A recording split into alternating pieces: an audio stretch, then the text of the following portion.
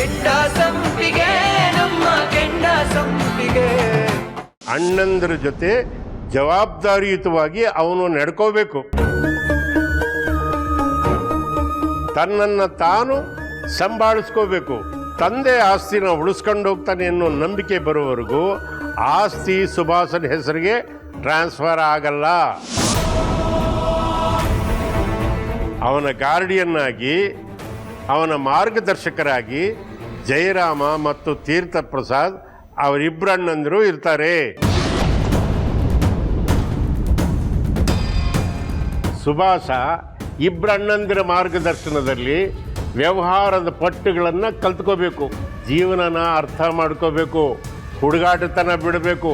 ಸುಭಾಷ ಮುಖ್ಯವಾಗಿ ಕೋಪನ ಕಡಿಮೆ ಮಾಡ್ಕೋಬೇಕು.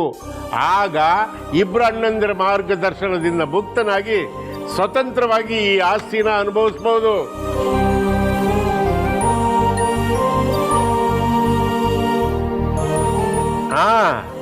ಇದಂತೂ ಬಹಳ ಅದ್ಭುತವಾದ ವಿಷಯ ಅಂತ ನನಗನ್ನಿಸ್ತಾ ಇದೆ. ಚಿಕ್ಕವ್ರನ್ನ ಎಷ್ಟು ಕಾಳಜಿಯಿಂದ ಬೆಳೆಸಬೇಕು ಅನ್ನೋ ಕಳಕಳಿ ಇದರಲ್ಲಿದೆ. ಏನ್ರಿ ಇಷ್ಟೊಂದು ಡೀಪ್ ಆಗಿ ಯೋಚನೆ ಮಾಡ್ತೀರಾ? ನೀವು ಇಷ್ಟೊಂದು ಬ್ರಿಲಿಯಂಟ್ ಅಂತ ಗೊತ್ತಿರಲಿಲ್ಲ. ಸುಮನ ವಿಲ್ಲಲ್ಲಿ ಅದ್ಭುತವಾಗಿ ಬರೆದಾಳೆ ಅನ್ನೋದು ನನ್ನ ಪದ್ಮನ ನಿಲುವಾಗಿತ್ತು. ಯಾಕ್ರಿ ಅದು ನಿಮ್ಗೆ ಸರಿ ಅನ್ನಿಸ್ಲಿಲ್ವಾ? ಸರಿಯಾಗಿದೆ ಕಡೆ. ಏನ್ ಸರಿಯಾಗಿದೆ ಮಣ್ಣು? ಬರೀ ಗಂಡ್ ಮಕ್ಳಿಗೆ ಮಾತ್ರ ಆಸ್ತಿನಾ? ಹೆಣ್ಮಕ್ಳಿಗೆ ಏನು ಇಲ್ವಾ? ಯಾಕೆ ಕೋಪ ಮಾಡ್ಕೊಳ್ತೀಯ ಜಾನ್ವಿ? ಇದಿಷ್ಟಕ್ಕೆ ಮುಗಿದಿಲ್ಲ, ಇನ್ನೂ ಇದೆ, ಕೇಳಿಸ್ಕೋ. ಜಾನ್ವಿ ಜೀವನದಲ್ಲಿ ಯಾವತ್ತೂ ಸಮಸ್ಯೆಗಳು ಬರಬಾರ್ದು, ಯಾರ ಹತ್ರನೂ ಏನು ಬೇಡಬಾರ್ದು, ಯಾರ ಮೇಲೂ ಡಿಪೆಂಡ್ ಆಗಬಾರ್ದು.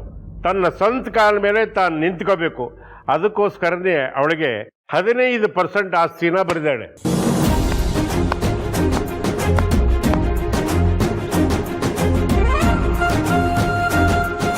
ನೋಡು, ಇದು ಬಹಳ ಇಂಟ್ರೆಸ್ಟಿಂಗ್ ಆಗಿದೆ. ಇನ್ನೂ ಒಂದು ಭಾಗ, ಆ ಒಂದು ಭಾಗ ಅಂದರೆ ಬರೀ 1000 ರೂಪಾಯಿ ಅಂತ ತಿಳ್ಕೊಬೇಡಿ, ಕೋಟ್ಯಾಂತರ ರೂಪಾಯಿ. ಸ್ವಲ್ಪ ಗಮನ ಇಟ್ಟು ಕೇಳಿ. ಸುಮ್ಮನ ದಾನ ಧರ್ಮದ ಬಗ್ಗೆ, ಅದರಲ್ಲೂ ಈ ಮನೆತನದ ಗೌರವದ ಬಗ್ಗೆ ಯೋಚನೆ ಮಾಡಿರೋ ವಿಷಯ ಇದೆಯಲ್ಲ, ಎಲ್ಲರೂ ಭೇಷ್ ಅಂತ ಹೊಗಳಲೇಬೇಕು.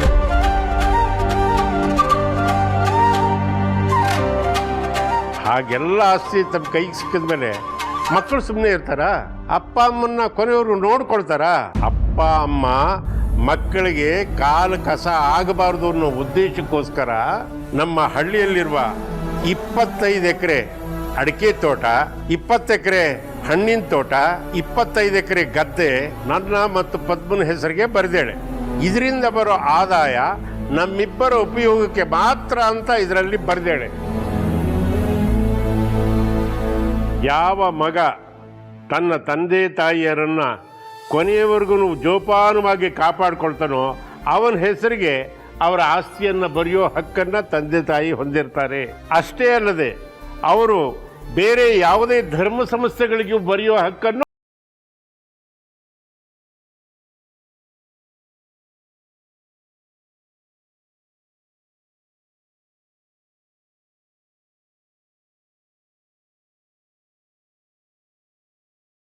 ಈ ಮನೆ ನಂದಗೋಕುಲವಾಗಿರಬೇಕು. ಯಾರೇ ಕಚ್ಚಾಡ್ಕೊಂಡು ನಾನು ಮನೆಯಿಂದ ಬೇರೆ ಆಗ್ತೀನಿ, ಆಚೆ ಹೋಗ್ತೀನಿ ಅಂದರೆ ಅದಕ್ಕೂ ಅವಕಾಶ ಇದೆ. ಆದರೆ ಅಂಥವ್ರು ಸಿಗೋದು ಬರೀ ಪಿತ್ರಾರ್ಜಿತವಾದ ಆಸ್ತಿ ಮಾತ್ರ. ನನ್ನ ಸ್ವಯಾರ್ಜಿತ ಆಸ್ತಿಯಲ್ಲಿ ಒಂದು ಬಿಡುಗಾಸು ಕೂಡ ಸಿಕ್ಕಲ್ಲ. ಸಾಧನ ಲಾಯರ್ ಓದಿದ್ದು ಇವಳು ತಂಗಿರ. ಸ್ವಲ್ಪ ಬಾಯಿ ಮುಚ್ಕೊಂಡಿರ್ತೀಯ. ಈ ಕೇಶವ ಪ್ರಸಾದ್ ಮನೆ ಯಾವತ್ತು ನಂದಗೋಕುಲವಾಗಿರಬೇಕು, ಯಾರು ಯಾವತ್ತು ಕಚ್ಚಾಡಬಾರ್ದು, ಒಳ್ಳೆ ಜೇನುಗೂಡಂಗಿರಬೇಕು ಅಂತ ಬರೆದೇಳೆ. ಈ ಮಾತಿನ ಅರ್ಥ ಎಷ್ಟು ಚೆನ್ನಾಗಿದೆ ಅಂದರೆ, ನಮ್ಮ ಬಾಲಿನ ಆಸ್ತಿ ನಾವು ತಗೊಂಡು ಆಚೆ ಹೋಗ್ತೀನಿ ಅನ್ನೋರಿಗೆ ನಾವು ಬಾಯಿ ಬಿಟ್ಟು ಏನು ಮಾತಾಡ್ದಲೆ ಬಾಯಿ ಮುಚ್ಕೊಂಡು ಮನೆಯೊಳಗೆ ಜೇನುಗುಂಡಂಗಿರಬೇಕು ಅಂತ ಒದ್ದು ಹೇಳ್ದಂಗಿದೆ. ಈ ವಿಷಯದ ಬಗ್ಗೆ ನನಗೆ ಸಂಪೂರ್ಣ ತೃಪ್ತಿ ಇದೆ ಸುಮ್ಮನ. ಈ ವಿಷಯನ ನಾನು ಎಲ್ಲರಿಗೂ ಕೂಲಂಕುಷವಾಗಿ ಹೇಳಬೇಕು ಅಂತ ಇತ್ತು, ಹೇಳಿದ್ದೀನಿ. ಈಗ ಓಟಿನ ವಿಷಯ, ಅದರದ್ದು ಏನೇನು ಪರಿಕರಗಳು ಬೇಕೋ ನಾನೇ ತೊಗೊಂಬರ್ತೀನಿ. ಸಿದ್ದಪ್ಪ, ಎಲ್ಲ ರೆಡಿ ಮಾಡ್ರೋ.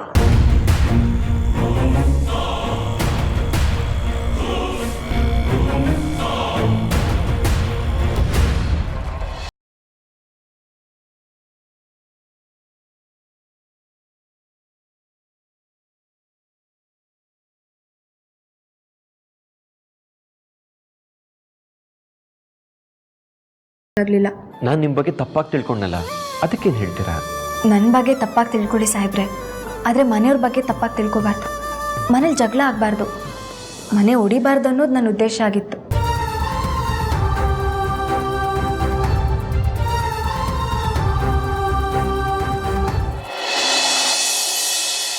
ಮನೆಯ ಮೇಲೆ ಜೇನು ಬುಡಿದಂಗೆ ಇರಬೇಕು. ಸಣ್ಣ ಪುಟ್ಟ ಭಿನ್ನಾಭಿಪ್ರಾಯಗಳು ಬಂದೇ ಬರ್ತವೆ. ಅದನ್ನು ಬದಿಗೊತ್ತಿ ಎಲ್ಲರೂ ಅನುಸರಿಸ್ಕೊಂಡು ಹೋಗೋದನ್ನು ಕಲಿಬೇಕು. ಅದನ್ನು ಬಿಟ್ಟು ನಮ್ಮ ಮನಸ್ಸಿಗೆ ಬಂದಂಗೆ ನಡ್ಕೊಂಡ್ರೆ, ನಮ್ಮ ಈಗೋದಲ್ಲಿ ನಾವು ಇದ್ದುಬಿಟ್ರೆ ರಕ್ತ ಸಂಬಂಧನ ಶಾಶ್ವತವಾಗಿ ದೂರ ಮಾಡ್ಕೊಂಡಾಗಲ್ವಾ? ಯೋಚನೆ ಮಾಡಿ.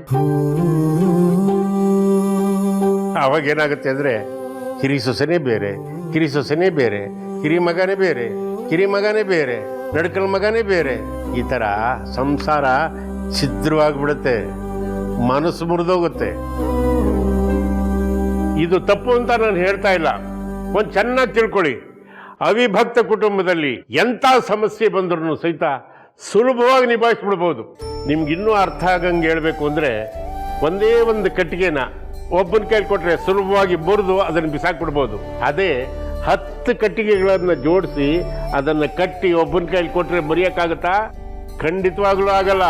ಅದಕ್ಕೆ ಈಗಿರೋಗೆ ಒಗ್ಗಟ್ಟು ಬೇಕು.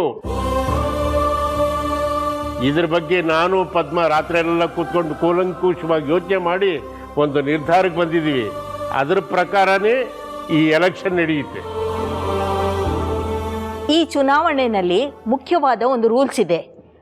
ಚುನಾವಣೆಗೆ ನಿಂತ ಅಭ್ಯರ್ಥಿಗಳು ವೋಟ್ ಹಾಕೋಂಗಿಲ್ಲ.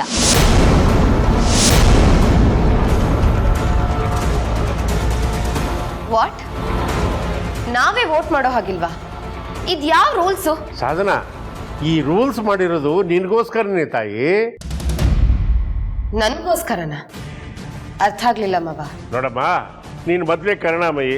ಅವಳು ಗೆಲ್ಲಿ ಅಂತ ಏನಾದ್ರು ಓಟ್ ಹಾಕ್ಬಿಟ್ರೆ ತಪ್ಪಾಗ್ಬಿಡುತ್ತೆ. ಅದಕ್ಕೋಸ್ಕರನೇ ಅಭ್ಯರ್ಥಿಗಳು ವೋಟ್ ಮಾಡೋ ಹಾಗಿಲ್ಲ. ಅರ್ಥ ಆಯ್ತಾ? ಒಬ್ರು ಹಾಕಿರೋ ವೋಟನ್ನ ಇನ್ನೊಬ್ರು ನೋಡೋ ಹಾಗಿಲ್ಲ. ಕ್ಲೋಸ್ ವೋಟಿಂಗ್ ನಡೆಯುತ್ತೆ. ಇದರಲ್ಲಿ ಯಾರು ಯಾರಿಗೆ ವೋಟ್ ಹಾಕಿದ್ದಾರೆ ಅಂತ ಹೇಳೋ ಹಾಗಿಲ್ಲ. ವೋಟ್ ಹಾಕಿದ ಪೇಪರ್ನ ಯಾರಿಗೂ ತೋರಿಸೋ ಹಾಗಿಲ್ಲ. ವೋಟ್ ಹಾಕಿದ್ಮೇಲೆ ನಾನು ಇವರು ಸೇರಿ ಅದನ್ನ ಲೆಕ್ಕ ಮಾಡ್ತೀವಿ. ಯಾರು ವಿಜೇತರು ಅನ್ನೋದನ್ನ ನಿಮ್ಮ ಅಪ್ಪನೇ ಘೋಷಣೆ ಮಾಡ್ತಾರೆ. ಅದಕ್ಕೆ ನಿಮ್ಮ ಓಟು ಹೋಯ್ತು, ಅಲ್ಲಿಗೆ 2 ಓಟ್ ಮಿಸ್ ಆಯಿತು. ಒಂದು ತೀರ್ಥಣ್ಣಂದು, ಇನ್ನೊಂದು ನಿಮ್ಮದು. ಬರೀ 2 ವೋಟ್ ಅಲ್ಲ ಜಾನು, ಆ ಹೂಮಾರೋಳು ನನಗೆ ವೋಟ್ ಹಾಕ್ತಿದ್ಲು. ಅಲ್ಲಿಗೆ 3 ವೋಟ್ ಮಿಸ್ ಆಯಿತು. ಆದರೂ ಟೆನ್ಷನ್ ಬೇಡ, ಅದಕ್ಕೆ ಮ್ಯಾಕ್ಸಿಮಮ್ ವೋಟ್ ನಿಮಗೇನೆ. ಸರಿ, ಚುನಾವಣೆಗೆ ಏನೇನು ಬೇಕೋ ಆ ಪರಿಕರಗಳನ್ನೆಲ್ಲ ಲಿಟ್ಟಾಗಿ ಹೋಗಿದೆ. ನಿಮಗೆ ಯಾರು ವೋಟ್ ಹಾಕಬೇಕು ಅಂತ ಅನ್ಸುತ್ತೋ ಅವ್ರ ಹೆಸರನ್ನ ಗುಟ್ಟಾಗಿ ಬರೆದು ಬಾಕ್ಸ್ ಒಳಗೆ ಹಾಕಿದ್ರೆ ಆಯಿತು.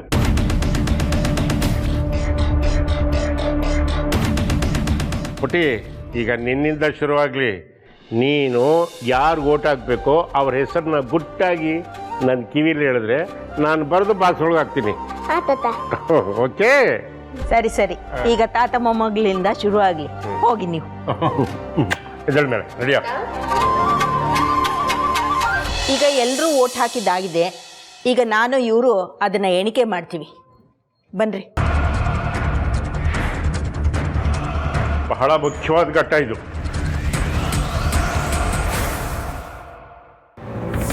ಅದಕ್ಕೆ ಅಣ್ಣಂದು ಯಾಕೋ ಡೌಟೆ, ಬಟ್ ಗೆಲ್ಲದ್ದು ನೀವೇ. ಅದಕ್ಕೆ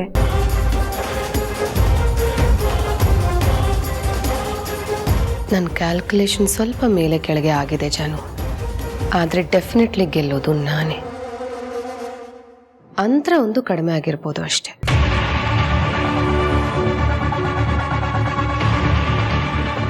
ಈಗ ಯಾರ್ಯಾರಿಗೆ ಎಷ್ಟೆಷ್ಟು ಓಟ್ ಬಂದಿದೆ ಅಂತ ನೋಡೋ ಸಮಯ. ನಿಮ್ಮೆಲ್ಲರ ಸಮಕ್ಷಮದಲ್ಲಿ ಬಾಕ್ಸ್ ಓಪನ್ ಮಾಡ್ತಾ ಇದ್ದೀನಿ.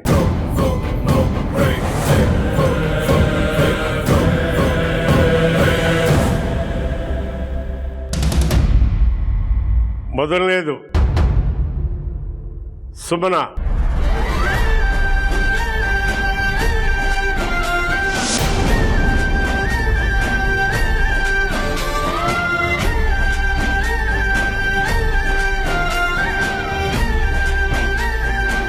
ಎರಡನೇದು ಸಾಧನ.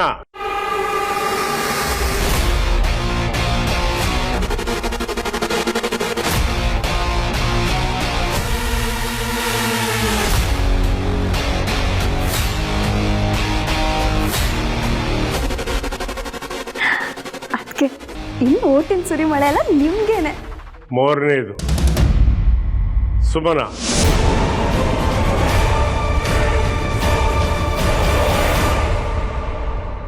ನಾನು ಹೇಳಲಿಲ್ವಾ, ಲಾಸ್ಟ್ ಮೂಮೆಂಟಲ್ಲಿ ತೀರ್ಥ ಪಕ್ಷ ಬದಲಾಯಿಸಿದ್ದಾನೆ. ಇದು ಅವನ ಓಟು. ಮಿಕ್ಕಿರೋದೆಲ್ಲ ನನಗೆ ಬರುತ್ತೆ ಜಾನು, ಟೆನ್ಷನ್ ಮಾಡ್ಕೋಬೇಡ. ನಾಲ್ಕನೇದು ಸುಮನ. ಮನೆಯಲ್ಲಿ ಒಟ್ಟು ಸದಸ್ಯರ ಸಂಖ್ಯೆ 9. ಅದರಲ್ಲಿ ಅಭ್ಯರ್ಥಿಗಳು ವೋಟ್ ಮಾಡೋಂಗಿಲ್ಲ. ಇನ್ನು ಉಳಿದಿದ್ದು 7 ಜನ. 7 ಜನದಲ್ಲಿ 6 ಓಟುಗಳು ಸುಮನನಿಗೆ. ಪಾಪ ಸಾಧನನಿಗೆ ಒಂದೇ ಒಂದು ಓಟು. ಹಾಗಾಗಿ ನಾನು ಸುಮನನಿಗೆ ಕಂಗ್ರ್ಯಾಚುಲೇಷನ್ ಹೇಳ್ತಾ ಇದ್ದೀನಿ.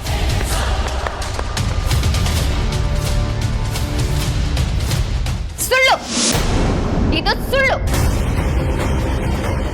ನಾನು ಇದನ್ನ ನಂಬಲ್ಲ ನಾನು. ಸುಳ್ಳು? ಯಾವುದಮ್ಮ ಸುಳ್ಳು? ನಾನೇ ಹೋಗಿ ಕಣ್ಣಾರ ನೋಡ್ಬಿಟ್ಟು ಅನೌನ್ಸ್ ಮಾಡಿದ್ನಲ್ಲಮ್ಮ. ಇಲ್ಲ ಮಾವ, ನನಗೆ ಒಂದೇ ಒಂದು ವೋಟ್ ಬಂದಿರೋದಕ್ಕೆ ಸಾಧ್ಯನೇ ಇಲ್ಲ, ಚಾನ್ಸೇ ಇಲ್ಲ. ಬಂದಿರೋದು ನಿನ್ನ ಹೆಸರೇ ಅಲ್ವೇನಮ್ಮ? ನಿನಗೆ ಬಿದ್ದಿರೋದು ಒಂದೇ ಓಟು. ಇಲ್ಲ ಅತ್ತೆ, ನನಗ್ ನಂಬಿಕೆ ಇಲ್ಲ. ಆ ಚೀಟಿಗಳನ್ನ ನಾನೇ ನೋಡ್ಬೇಕು. ಸಾಧನ, ಇದ್ಯಾಕೋ ಅತಿ ಆಯ್ತು ನಿಂದು. ಎಲೆಕ್ಷನ್ ರೂಲ್ಸ್ ಏನೇನು ಹೇಳುತ್ತೆ ಅಂತ ನಾವು ಮೊದಲೇ ಹೇಳಿದ್ವಿ. ಯಾರು ಯಾರಿಗೆ ವೋಟ್ ಹಾಕಿದ್ದಾರೆ ಅಂತ ತೋರಿಸೋ ಹಾಗಿಲ್ಲ ಅಂತ ಹೇಳಿದ್ದೀವಿ ತಾನೆ. ನಾವೆಲ್ಲ ಇಲ್ಲೇ ಇದ್ವಿ, ಮಾವನು ಇಲ್ಲೇ ಇದ್ರು. ಸುಳ್ಳು ಹೇಳೋದಕ್ಕೆ ಹೇಗೆ ಸಾಧ್ಯ? ಅತ್ತೆ ಅತ್ತೆ, ಇವಳಿಗೆ ಹೇಗತ್ತೆ 6 ವೋಟ್ ಬೀಳೋದಕ್ಕೆ ಸಾಧ್ಯ? ಒಂದ್ಸಲ ನೀವೇ ಯೋಚನೆ ಮಾಡಿ. ಹೇಗೆ ಅಂದ್ರೆ ಎಲ್ಲರೂ ಸುಮನಾಥ್ಗೆ ನಂಬಿದ್ದಾರೆ, ಅದಕ್ಕೆ. ಆಕ್ಚುಲಿ ನಾನು ಅವರಿಗೆ ವೋಟ್ ಹಾಕಿರೋದು. ಬಾಸ್, ಯಾರು ವೋಟ್ ಹಾಕಿದ್ರು ಅನ್ನೋದನ್ನ ಹೇಳಬಾರ್ದು ಅಂತ ನಾನು ನಿನ್ಗೆ ಹೇಳಿರ್ಲಿಲ್ಲ. ಹೌದಪ್ಪ, ಆದ್ರೆ ಪಾಪ ಅದಕ್ಕೆ ನಂಬ್ತಿರ್ಲಿಲ್ವಲ್ಲ, ಅದಕ್ಕೆ ಹೇಳ್ದೆ. ಸರಿ ಹೋಯ್ತು, ನಾನು ಹಂಗೆ ಅನ್ಕೊಂಡಿದ್ದೆ. 3 ಓಟು ಸುಮನನ್ಗೆ, 3 ಓಟು ಸಾಧನನಿಗೆ ಬೀಳುತ್ತೆ. ಇನ್ನೊಂದು ಓಟ್ ಯಾರ ಕಡೆ ಬೀಳ್ಬೋದು ಅನ್ನೋ ಕ್ಯೂರಿಯಾಸಿಟಿ ನನಗೂ ಇತ್ತು. ಆದರೆ ಇದು ಒಂದು ಸೈಡ್ ಆಗಿದೆ. ನನಗೆ ಬಿಗ್ ಶಾಕ್ ಆಗಿದೆ. 6 ಓಟು ಸುಮನ ತಗೊಂಡಿದ್ದಾಳೆ, ವಿಜಯಶಾಲಿ ಆಗಿದ್ದಾಳೆ. 1 vote bad luck, very bad luck, ಸಾಧಾರಣ ತಗೊಂಡು. ಏಯ್, ಇನ್ನು ಏನು ಯೋಚನೆ ಮಾಡ್ತಾ ಇದೆಯಾ ಪದ್ಮ? ತಲಾಂತರದಿಂದ ಬಂದಿರೋ ಈ ಡಾಬನ್ನು ತಗೊಂಡೋಗಿ ದೇವ್ರ ಮುಂದೆ ಸುಮನನ್ನು ಕೊಟ್ಬಿಡು. ನೋಡು, ನಾನು ಹೇಳಿದಷ್ಟು ಬೇಗ ಮಾಡು. ಸರಿ.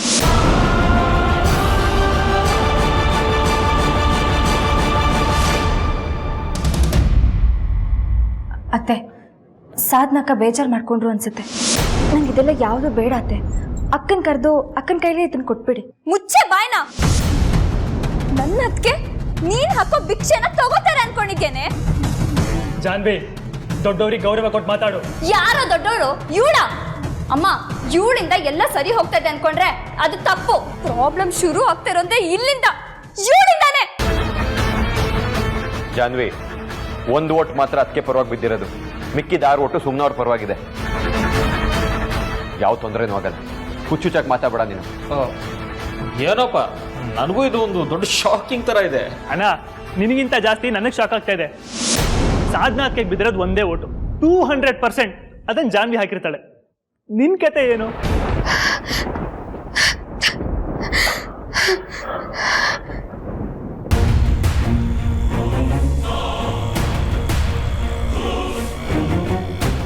ಸಾಧನಾ, ಅಯ್ಯೋ ಅಯ್ಯೋ ಅಯ್ಯೋ, ನನ್ನ ಪುಟ್ಟಗೌರಿಗೆ ಎಷ್ಟೊಂದು ಕೋಪ ಬಂದಿದೆಯಲ್ಲಪ್ಪ.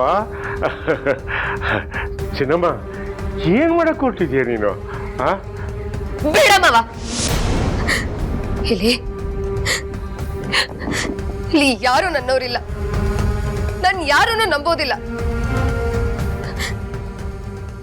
ನೀವೇನ್ ಮಾಡಿದ್ರಿ ಮಾವ? ಏನಮ್ಮ ನೀನು ಬಟ್ಟೆ ಬರಿನೆಲ್ಲ ತುಂಬಿಕೊಂಡು ಎಲ್ಗೋಗ್ತಾ ಇದೆಯಾ ಕಂದ?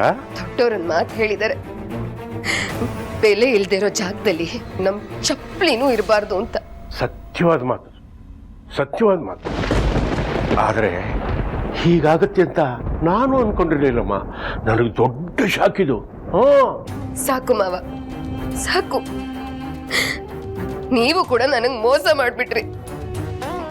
ಮಾತ್ಗೂ ದೊಡ್ಡ ಸೊಸೆ, ಮುದ್ದಿನ ಸೊಸೆ ಅಂತೆಲ್ಲ ಹೇಳ್ತಿದ್ರಿ. ಆದ್ರೆ ನೀವೇನ್ ಮಾಡಿದ್ರಿ? ಅವಳ ಪರವಾಗಿ ವೋಟ್ ಹಾಕದ್ರಲ್ಲ ಮಾವ. ನಿಮ್ಮಿಂದ ಇದನ್ನ ಎಕ್ಸ್ಪೆಕ್ಟ್ ಮಾಡಿರ್ಲಿಲ್ಲ ನಾನು.